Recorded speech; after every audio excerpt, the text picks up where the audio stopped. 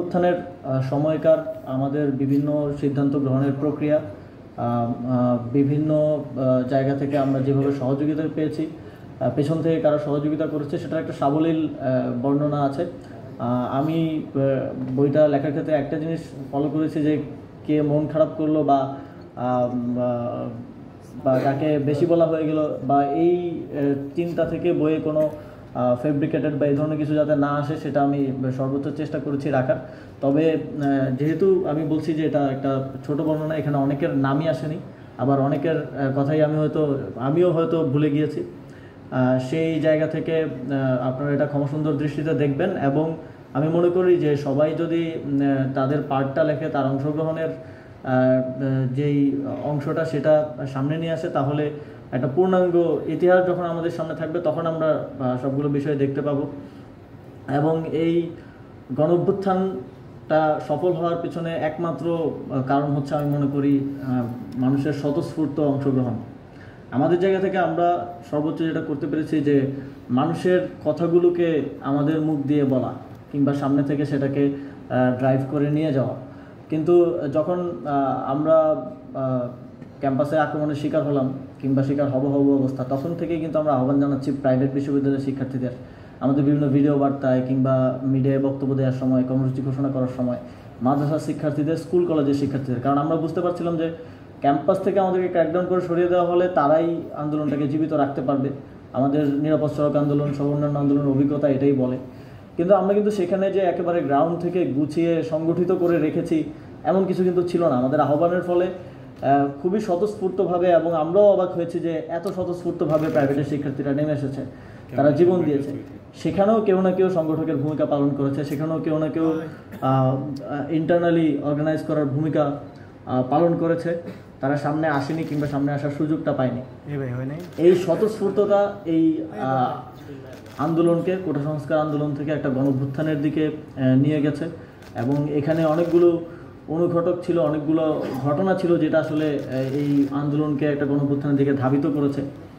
আমরা তো 18 সালে কোটা সংস্কার আন্দোলনও করেছি, আমি প্রথম বর্ষের শিক্ষার্থী ছিলাম। তখন আন্দোলনে আমরা একটা জিনিস দেখেছি যে 19 সালের নির্বাচনের ঠিক আগে সেই আন্দোলনটা হয়।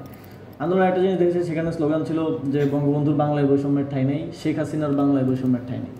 এবং সেই আন্দোলনে যখনই আওয়ামী লীগ বা ছাত্রলীগের দিক থেকে আঘাত আসতো তখন একটা অ্যাপোলজেটিক পজিশন নেওয়ার বাস্তবতাও সেটাই ছিল।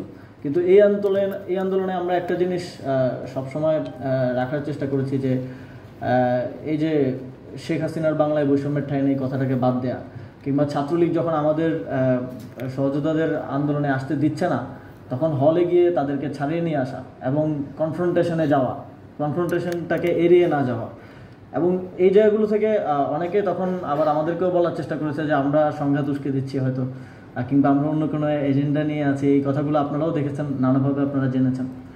কিন্তু আমাদের পজিশনটা কখনো অ্যাপোলজেটিক কিংবা পিছিয়ে থাকার ছিল না। আমরা সবসময় এই যেটা অবধারিত সেটার দিকে এগিয়ে গেছি, কখনো সেখানে কার্পণ্যতা কিংবা আপোষ করার বিষয়টা যথাসম্ভব চেষ্টা করেছি না আনার। এবং ফলে ছাত্রলীগের সাথে বিভিন্ন জায়গায় কনফ্রন্টেশন হয়েছে, আমরাই মার খেয়েছি।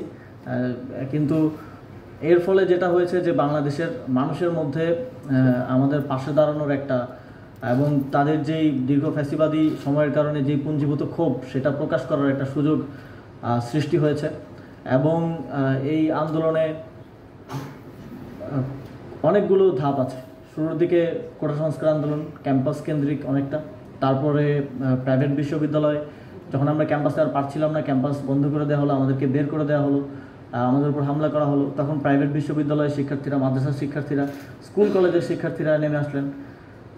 যখন প্রথম দফায় পুরো আন্দোলনকে হেলিকপ্টার থেকে গুলি করে পর্যন্ত দমানো হলো, ইন্টারনেট বন্ধ করে দিয়ে দমানো হলো, তারপরে আমরা দেখলাম আমাদের প্রবাসী ভাইয়েরা কীভাবে এগিয়ে আসলেন।